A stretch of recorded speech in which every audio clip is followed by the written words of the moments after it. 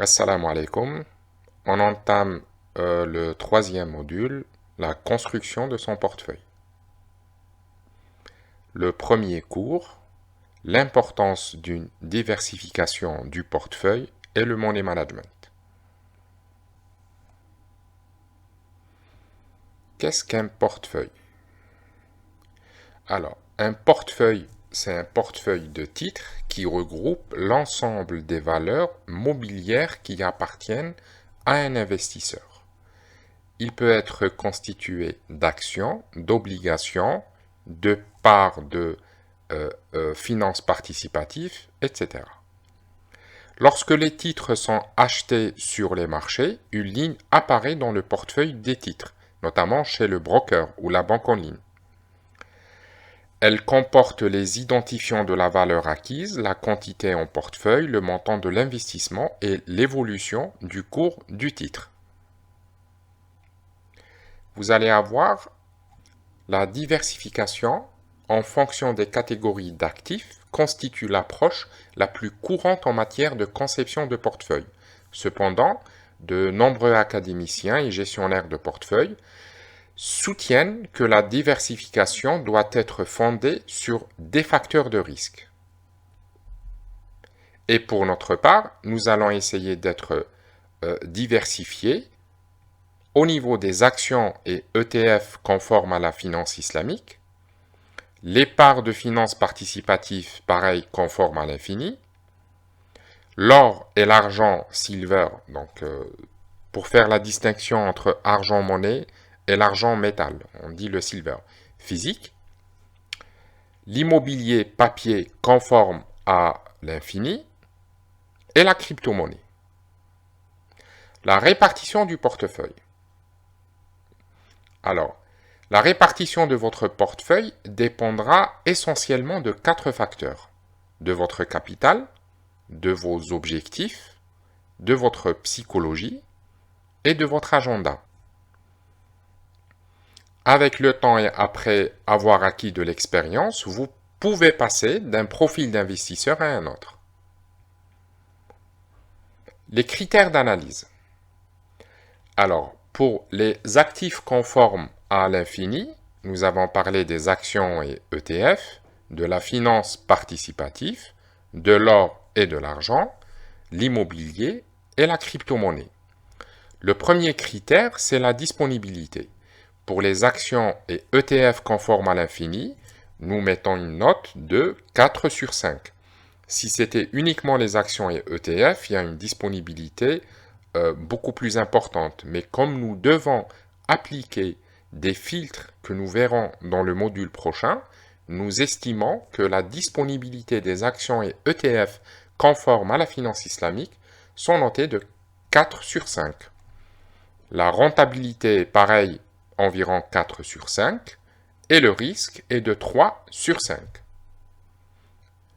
Pour la finance participative, vous allez voir que aussi là, la disponibilité des produits à la finance participative conformes à l'infini, ils sont moins disponibles que la finance participative qui est ouverte à tout le monde.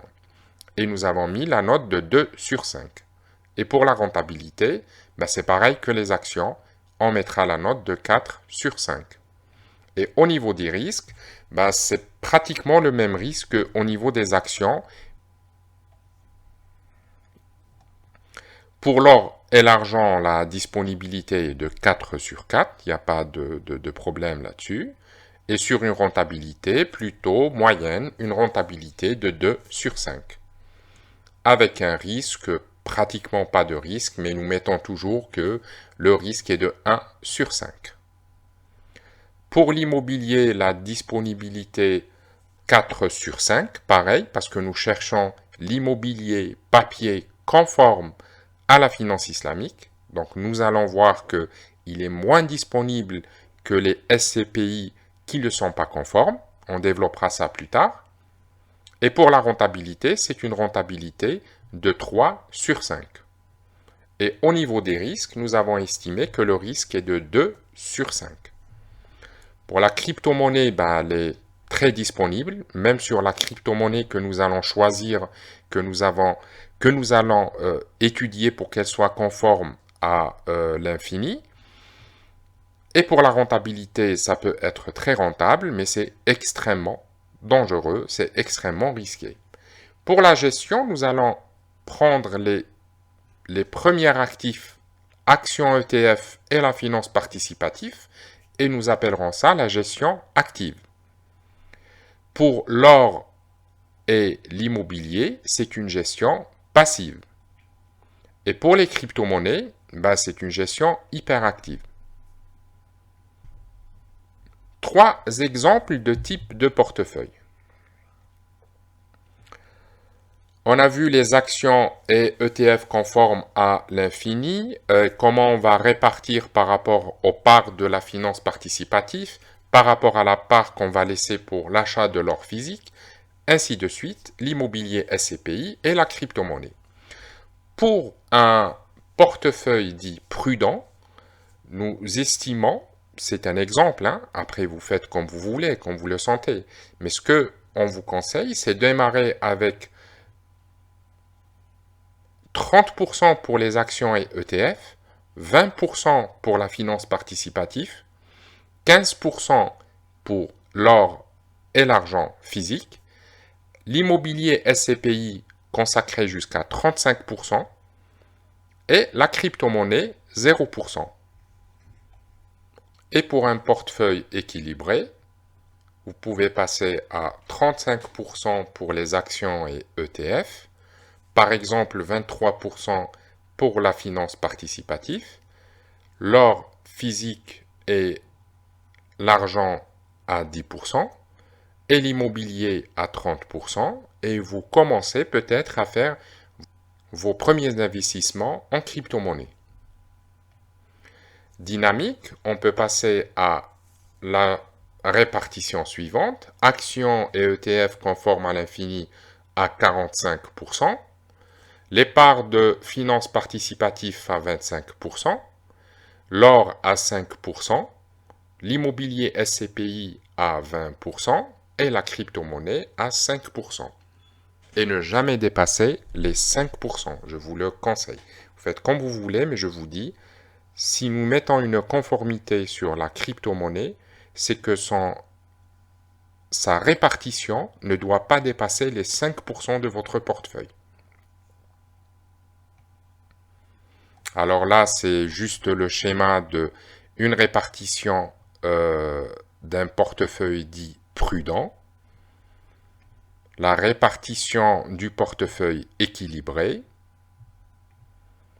et la répartition d'un portefeuille dynamique. Et comme nous l'avons dit, donc cette répartition, elle va être selon votre capital. Donc vous avez un fichier à télécharger et on se retrouve derrière mon écran. Alors c'est un simple fichier Excel, donc vous allez le télécharger, vous allez le personnaliser, vous allez mettre à quel mois, quelle année vous avez commencé votre investissement, à quand remonte votre premier investissement. Là, j'ai donné juste un exemple, bien sûr. Votre capital de départ, enfin, c'est cette case qui est à changer. Par exemple, vous allez démarrer avec un capital de 20 000 euros. Et bien, vous changez ici les 20 000 euros. Vous avez cette répartition prudente, cette répartition d'un portefeuille prudent qui laisse 30% pour les actions et ETF, 20% pour la finance participative, 15% pour l'or et l'argent, 35% pour l'immobilier et 0% pour la crypto-monnaie. Bien entendu, cette répartition vous donnera quels sont les montants que vous n'allez pas dépasser quand vous allez commencer à acheter des actions et les montants que vous allez allouer pour la finance participative et ainsi de suite. Vous changez ici, ça peut être même un portefeuille moins important. Et quand vous allez commencer à prendre de l'assurance et vous voulez passer d'un profil d'investisseur à un autre, et bien vous n'avez que à changer ici. Par exemple, vous répartissez à 40% pour les ETF, finance participative pouvez laisser à 20%. L'or et l'argent, vous pouvez descendre à 10%. Et l'immobilier à 30% par exemple. Et vous restez toujours, même après passage à un profil un peu plus dynamique, toujours à la crypto-monnaie à 5%. Vous allez toujours, à 0%. Vous allez toujours ici vérifier qu'il s'agit de 100%. Que votre répartition est de 100%. Hein. Pour le money management, alors c'est quoi le money management? Le money management est l'ensemble des règles que vous appliquez pour gérer le risque de votre capital. Les règles du money management, les 3 règles de base pour un money management efficace, se fixer des règles SMART. Deuxième règle, calculer le risque et évaluer la rentabilité. Pour la règle numéro 1, se fixer des règles SMART. S comme simple et spécifique. M comme mesurable afin de quantifier facilement. A pour acceptable et atteignable. R pour réaliste avec des objectifs pragmatiques. Et enfin le T pour une projection dans le T. Je vous donne des exemples. Par exemple, vous allez dire dans votre money management, je souhaite augmenter mon capital de 50% à horizon de 10 ans. Je reste sur une répartition du portefeuille prudent, au moins pendant les 2 premières années après ma formation.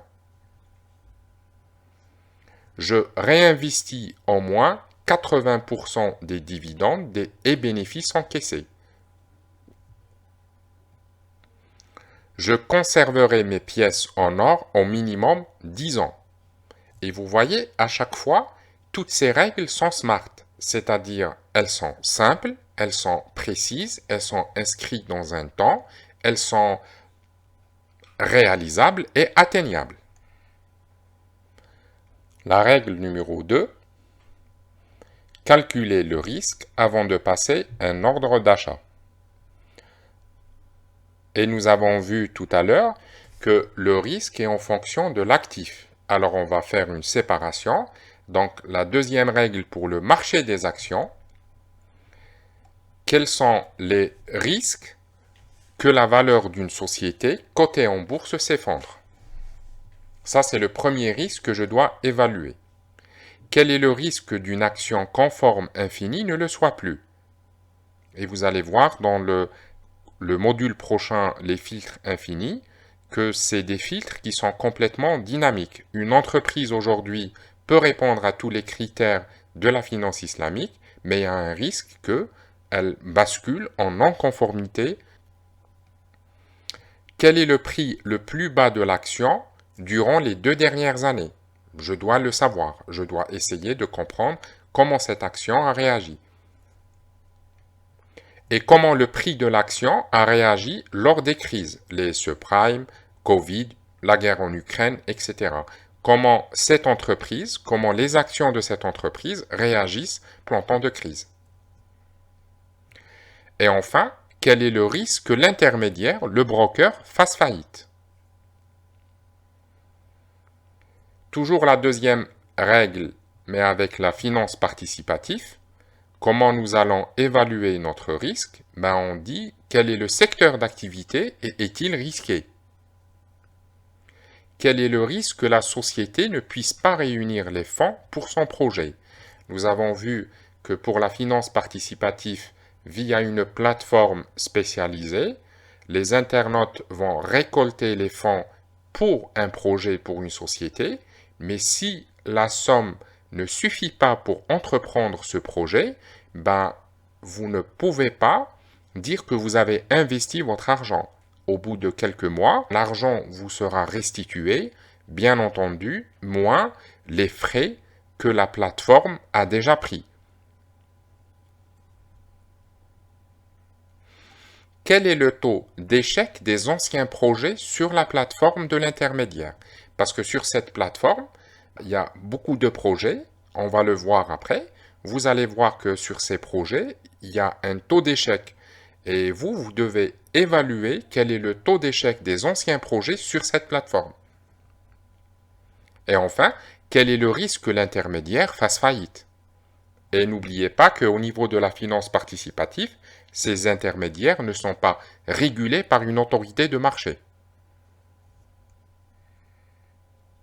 Et pour l'or et l'argent, quel est le risque de ne pas recevoir ma commande? On est en train bien de parler de l'or et l'argent physique, donc nous allons faire une commande, peut-être avec livraison.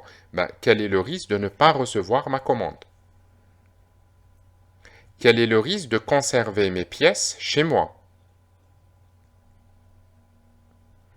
Quel est le risque des fausses pièces si j'achète chez des particuliers ou des faux professionnels? Et quel est le risque que le stockeur fasse faillite? On développera après quand on va parler de l'or, parce qu'il y a une possibilité que vous pouvez acheter de l'or et le stocker chez un professionnel.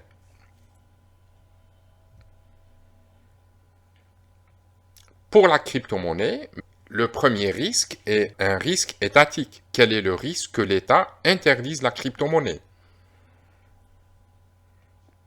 Quel est le risque d'effondrement de l'écosystème crypto, de toutes les blockchains, etc. autour de la crypto?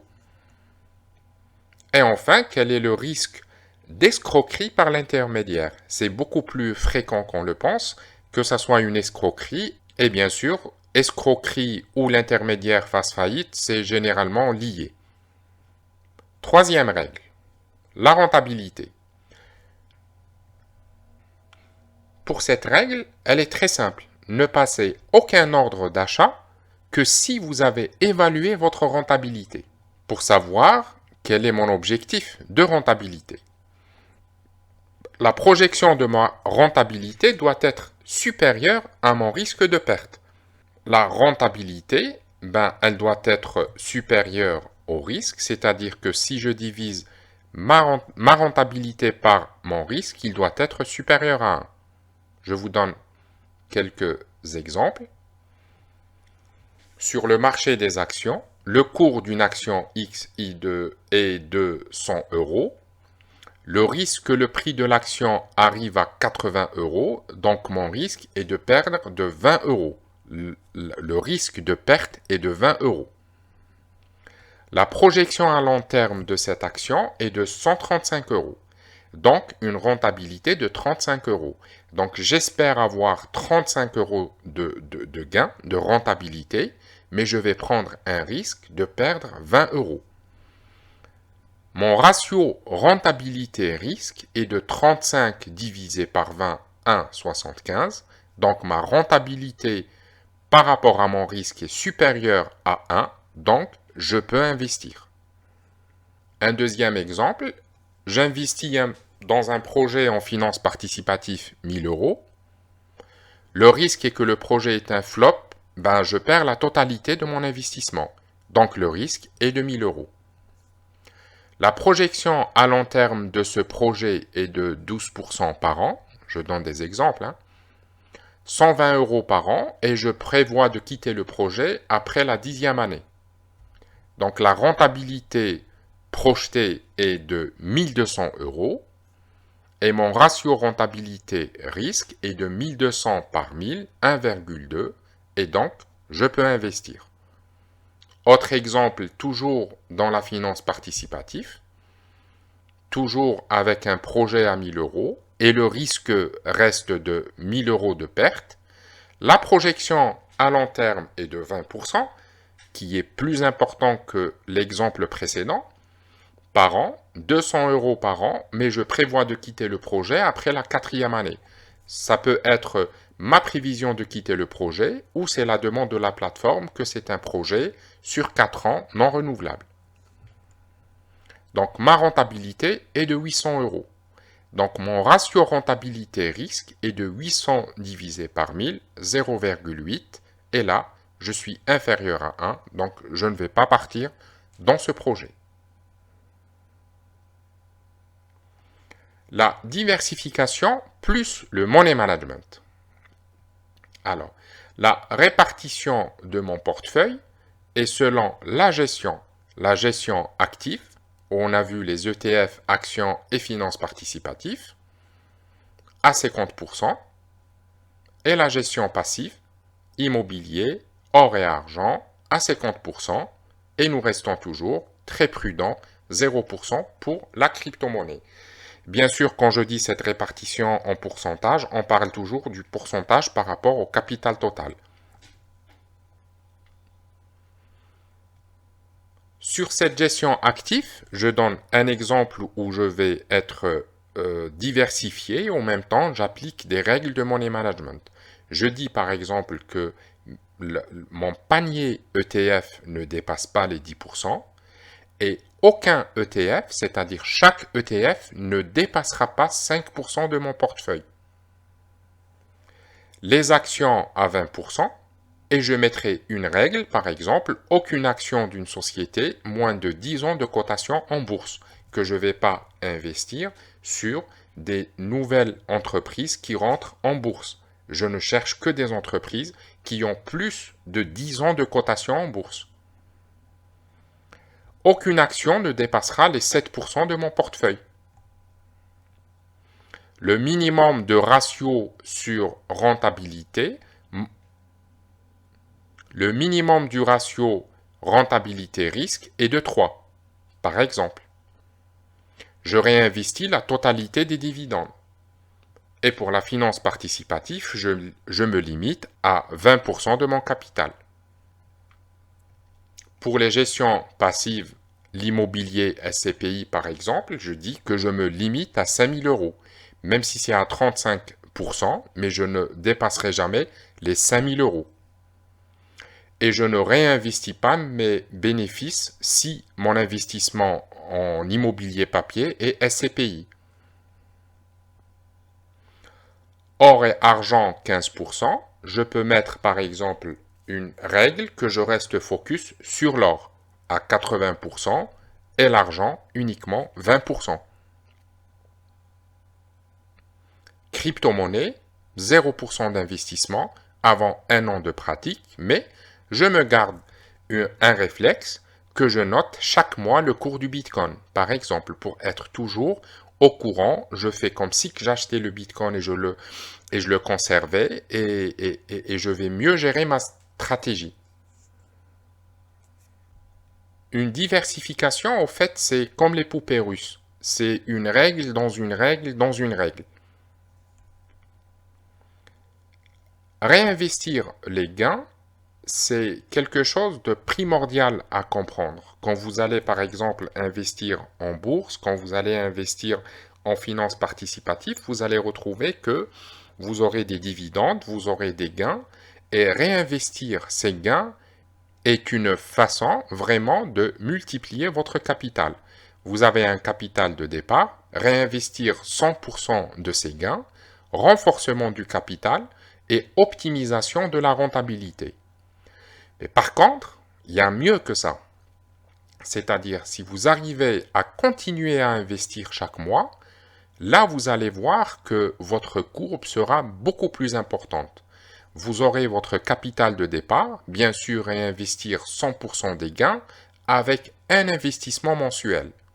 Ça, c'est vraiment la clé pour une vraie augmentation du capital et pour un perfectionnement de la rentabilité. Je vous laisse télécharger le document Excel et on se retrouve derrière mon écran.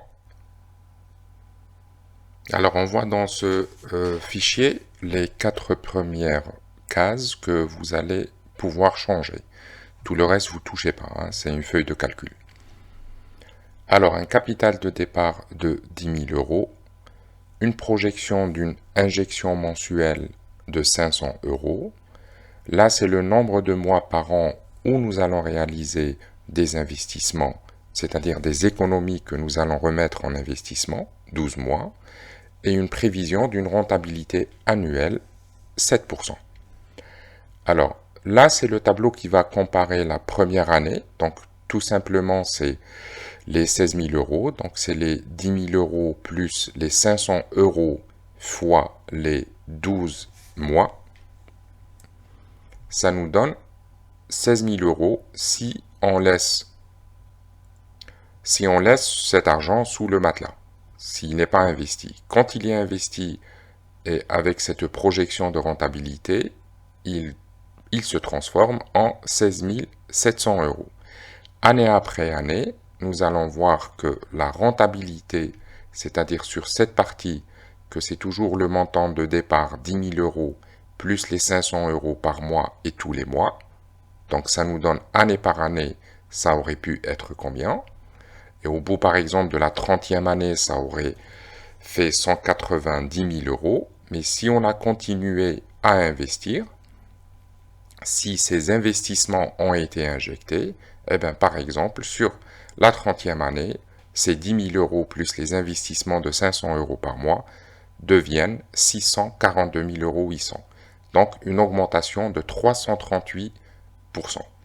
Bien sûr, ces montants sont à changer. Vous pouvez partir, vous mettez ce que vous voulez. Le montant de votre capital de départ, par exemple 5 000 euros, vous faites entrer.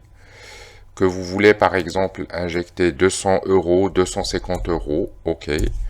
Et vous ne voulez pas investir tous les mois. Vous vous dites par exemple qu'il y a 2 mois par an où je ne vais pas investir, que ça sera à la rentrée des classes, que j'aurai d'autres dépenses, etc. Et puis ça par exemple c'est 10 mois. Et vous prévoyez par exemple que votre rentabilité elle est de 5%. Et puis vous allez revoir. Ben, regardez, c'est toujours la même courbe.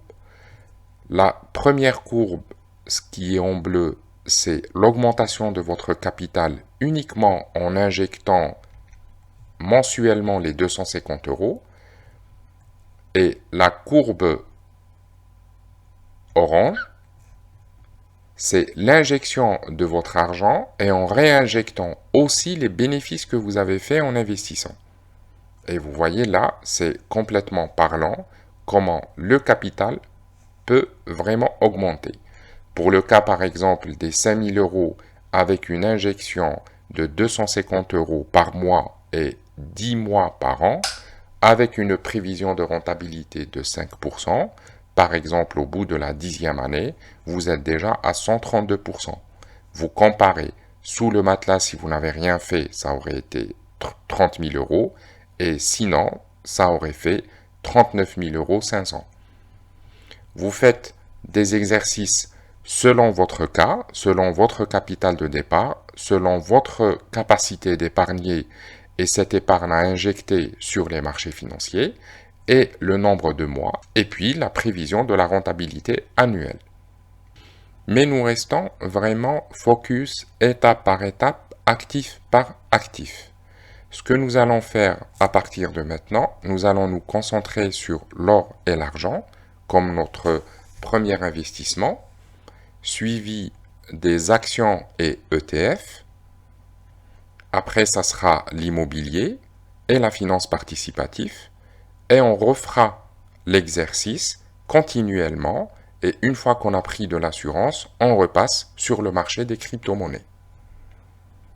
C'est un cycle continu et vous allez apprendre en commençant à faire vos premiers pas d'investissement. Rappelez-vous, la compréhension, la préparation, la maîtrise, la gestion et le passage à l'action.